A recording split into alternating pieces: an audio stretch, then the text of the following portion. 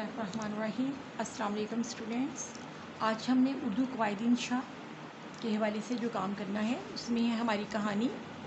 हमारी कहानी का इन्वान है किसान और उसके बेटे। तो बच्चों ये है सफ़ा नंबर 109, ठीक है। और इसकी आपने हमने इसको स्किप कर दिया है, तो हमने अपने से कहानी जो बनानी है वो है किसान और उसके बेटे हैं। हमने जो कहानी लिखी है वो इंतहाई आसान है ताकि आपको फौरी तौर पर याद हो जाए, और आपने खुश खत अपनी कापियों पर इसको लिखना है।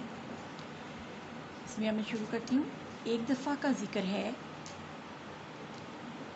कि एक किसान के 3 बेटे थे। वो हर वक्त लड़ते रहते थे। किसान इनकी नाइत्तेफाकी की वजह से बहुत परेशान रहता था। उसने उन्हें लकड़ियों का गट्ठा लाने को कहा।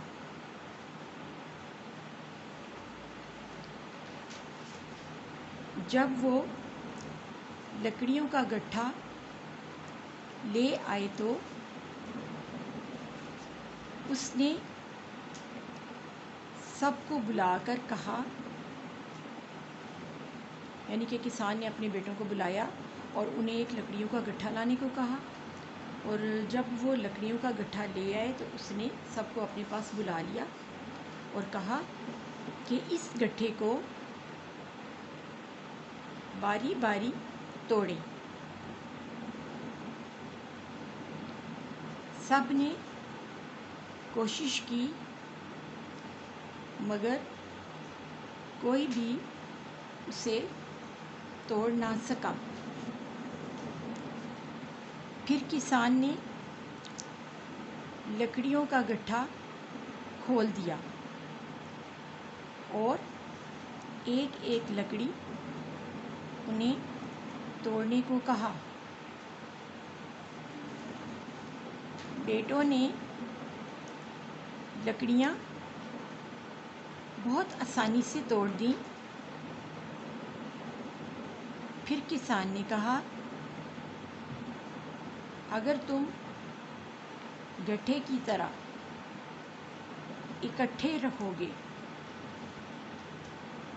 तो तुम्हें कोई नुकसान नहीं पहुंचाएगा, और अगर तुम में नाइत्तेफाकी होगी तो तुम लकड़ियों की तरह अलग-अलग हो जाओगे। यानी कि जब उसने लकड़ियों का गट्ठा खोल दिया तो ज़ाहिर सारी लकड़ियाँ अलग अलग हो गई थी और सबके हाथों में उन्होंने एक एक लकड़ी दी ताकि वो उसको तोड़ लें। तो बच्चों उन्होंने क्या किया था, आसानी से तोड़ ली थी, ठीक है। लेकिन किसान ने फिर अपने बच्चों को समझाने के लिए ये बात कही कि अगर तुम में नाइत्तेफाकी हो गई तो तुम लकड़ियों की तरह अलग-अलग हो जाओ, ये तो तुम्हें हर शख्स नुकसान पहुंचाएगा। सच है, इत्तेफाक में बरकत है। तो आज का यही काम है, आपने बहुत खुशहाल कहानी लिखनी है और याद करनी है।